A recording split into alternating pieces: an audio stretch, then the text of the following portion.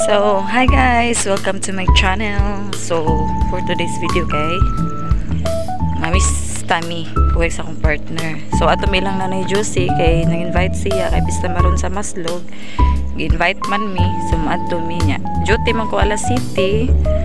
So, nisayo lang ko kay basta mag-pista na di pwedeng trafika.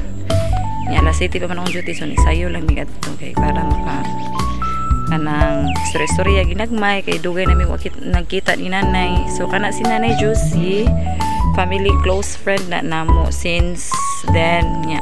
Since sa una nga gamay pa ko work 27 years mi diha nagpuyo sa Maslog nya. Pag COVID ato namalhin man silang mama nato sila kamuti, so dito na sila permanently magpuyo silang mama. So sila nanay Josie namalhin sa silang balay pero narad gihapon diha sa Maslog. So, invite man mi, gichatan na mi gahapon nga patuon mi, sumato na lang jud mi. So, kasi makita mi Joy Joy, kinaman si Joy Joy. So, pila na ka years nga wala mi nagkita. So, taga na to kuan si nanay nga makaato mi sa ila. So, pag una masana nila nga balay din ha. Samay na lang, makatumdum na ko dito. So, ganahan ko mong suroy, makasuroy ra ko. So, kita kits guys.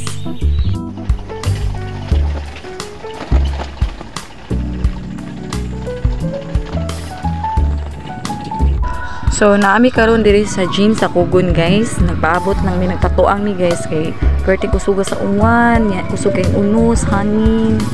So, nagpaabot mi diri mutuang guys. Feel na ko dugay pa jud kay ni mutuang kay ano, usog kaayo, dagom pa jud.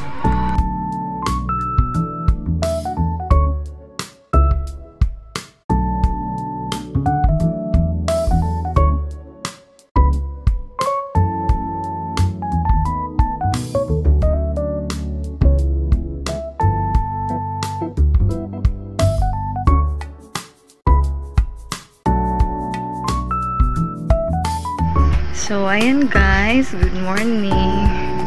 Stress ko guys, gikan po duty. So, wala lang ko naka video pagkapot na po dito sa ila ka nanay Josie kay tungod naghinilakay mi guys. Kay more than 3 years, basta 3 years kapi na mi wala pa nakita. So, pagkapot ako dito, nilugmo dyan akong buha guys. So, wala na ko naka video. Nara ko yung gamay nga video nga nakuan pero aturas siya kay nga nag-video kay babasig makapiright na. So salamat guys sa panonood, still watching my videos ha. Salamat guys, bye.